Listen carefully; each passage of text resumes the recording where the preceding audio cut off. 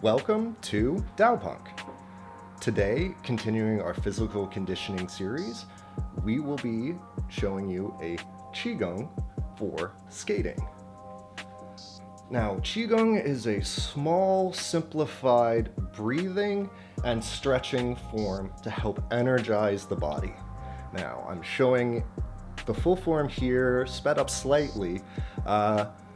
It is a 4 basic stretching pose form here that increases breathing and combines breathing with stretching and some dynamic movements. Now, this is similar to yoga, but you don't hold it as long, and it has sort of a deeper, different breathing set style. This is a great way to warm up for running. I do this before I do a 5K or a 10K. I do it before I skate, and I really enjoy this type of QiGong before dynamic jumping, taolu, and wushu exercises. So this seems to really activate my legs, help stretch out my lower back, help my shoulders.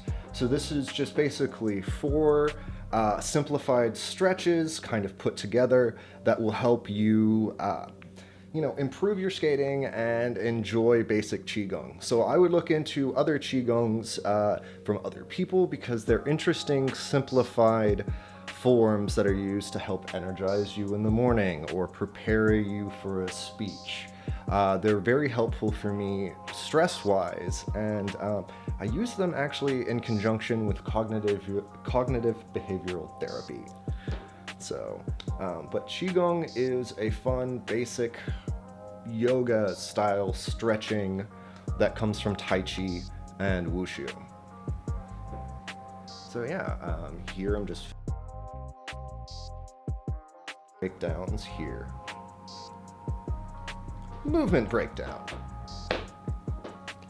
So I'm going to break down all the movements in this basic QiGong for you. So we're going to start from your waist and raise your hands up towards the sky, palms flat up. Help this breathe and get that stretch up as you're up towards the world.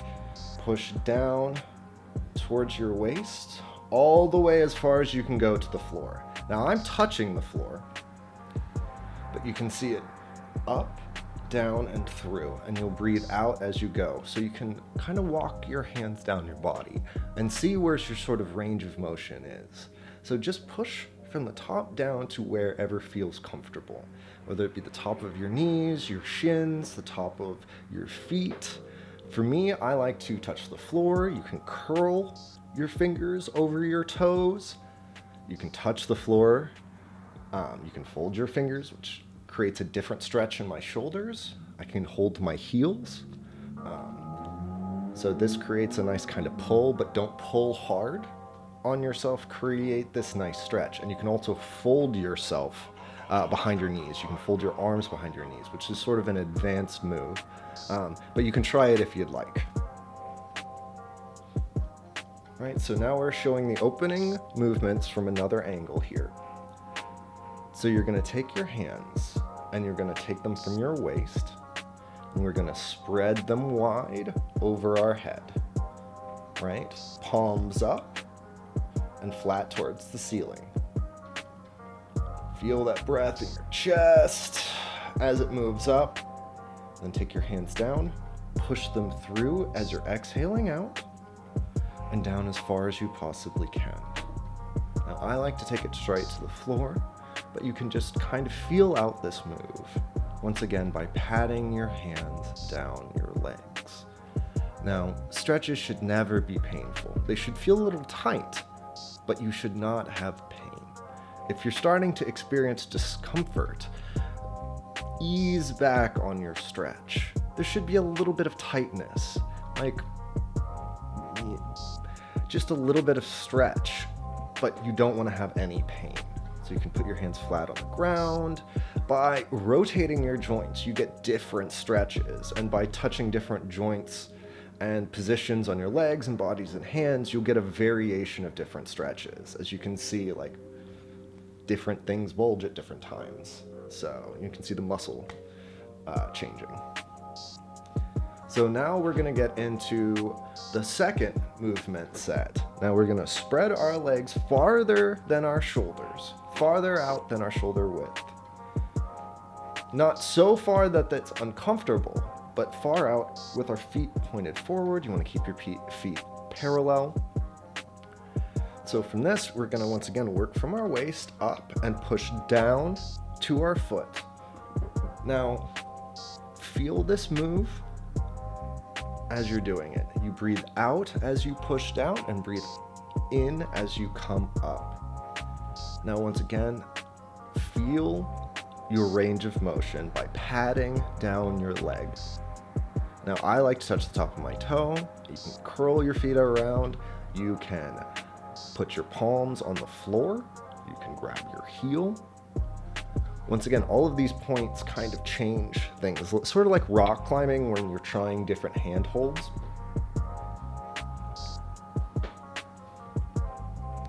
Just kind of see what's comfortable for you. Experiment, have fun, and make sure you're getting this good breathing in before you do this long stretch. So, and I definitely like to just work my hands down. That's been a simple, easy hack for me to adjust and feel out a move by slowly working into it. None of this should be painful, none of this should be stressful, just experience the fluidity of movement. So this is a breakdown, so I'm going to show you this from the other side. Now this upside inverted Y position is used a lot in all sorts of sports, and you'll see this in all sorts of stretching, from running to hockey, soccer, gymnastics, and of course we do this in Tai Chi and wushu. So it's really good for stretching out the lower back, the knees, and this range of motion is really, really important. This is also a good sitting stretch to do, but we'll cover that in another video. This is the standing version. So when you push down, you breathe out the air, and when you push up, you're breathing in. So it works like a ballast. Sort of it fills air in. When you're pushing down, the air goes out, and when you're pulling back, the air goes in. And that's this dynamic pump to that feeling. Remember, experiment with your hand holds. I'm showing a bunch of variations right now, but you really only have to do one at a time. But I like giving you lots of options so that you can decide what you want to do for yourself. So yeah, pad your hands down, feel comfortable. And remember, use both sides. Use both sides of your body evenly. We're going to have a tendency to lean towards our dominant side, but that really means we have to work both sides evenly. So now we're going to bring our feet together and we're going to do knee raises. So breathe in as the knee raises up, and then breathe out as the knee goes down. Breathe in, breathe out. This is where you'll rotate your knee back and hold your toe. Now this is the most advanced form. It pulls a good range of motion through your body, especially by grabbing that back toe. Now you'll see a lot of runners do this stretch. It's really great for my ankles and my shins. But if you can't do that, if you can't hold this range of motion as much as you would like to, break it up. Put your foot on the ground. Don't go as high. Feel it more softly. You don't have to reach as high, and just work towards a nice progressive goal. It's about progress, not perfection.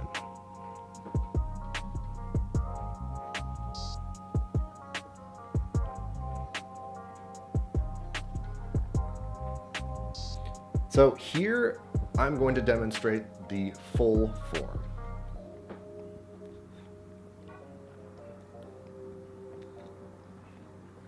Now I've taken it from two different angles. I'm going to show it to you from the front facing angle first, and it's going to be at normal speed. So raise your hands up, palms towards the sky, push down towards your waist. Raise up, palm towards the sky, push down to your waist.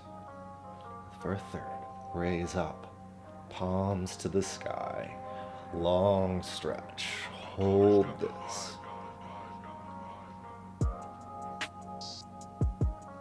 Hands push down, past your shoulders, past your ribs. Push down to your toes, up and down to your toes, breathing in and pushing out. Now touching our toes, we're feeling that long stretch. Put your hand on the floor. Get as much motion and stretch as you need.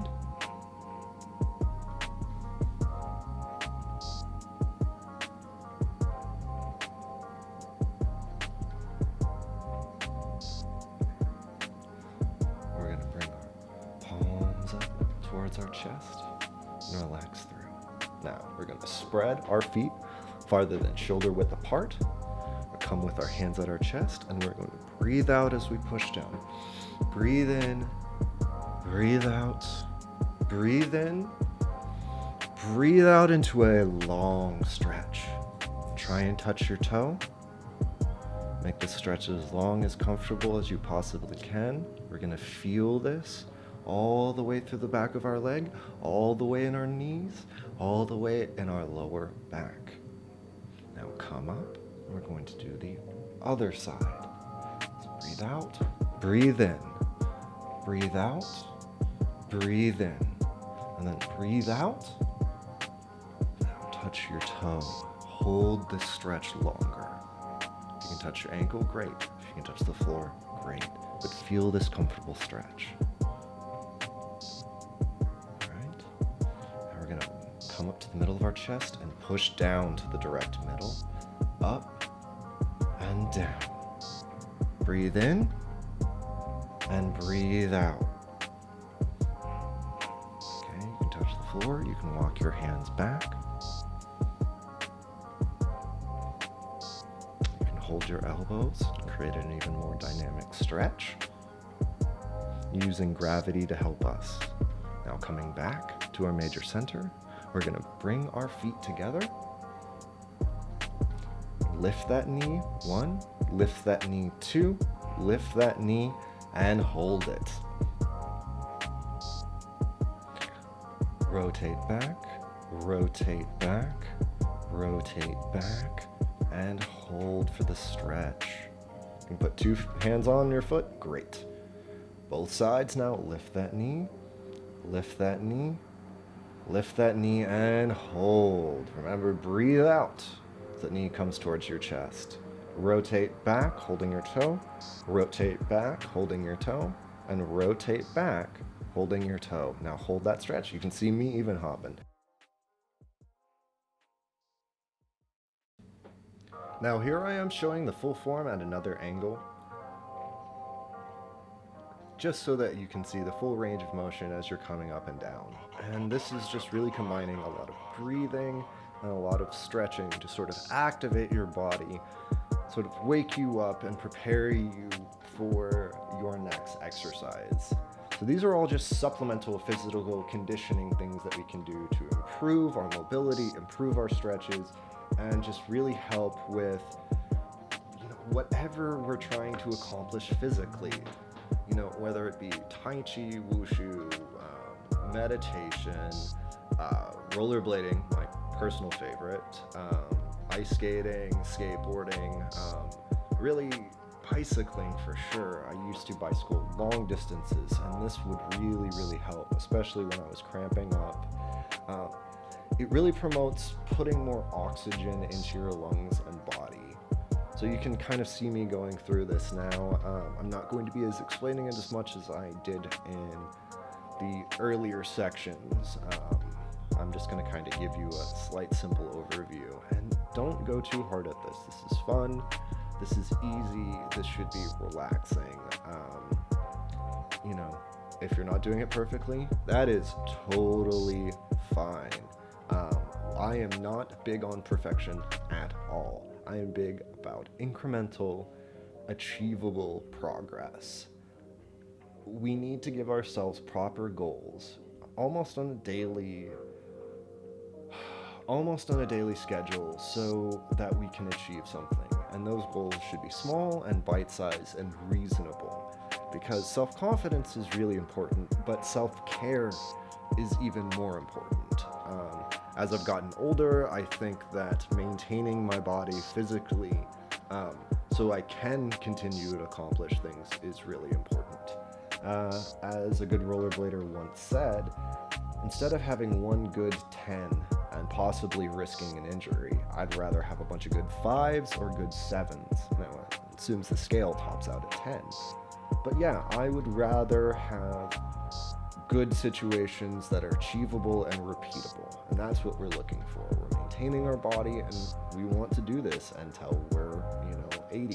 The goal is to live longer, be healthier, and be happier. So yeah, I hope this skating QiGong helps. That's just what I'm calling it, but you can apply this to any sort of rollerblading, any sort of ice skating, any sort of bicycling, and it definitely helps me for yoga, Tai Chi, and wushu. And this is where this comes from, is Tai Chi and wushu, stretches, motions, and concepts. So thank you so much for coming over here and trying this out.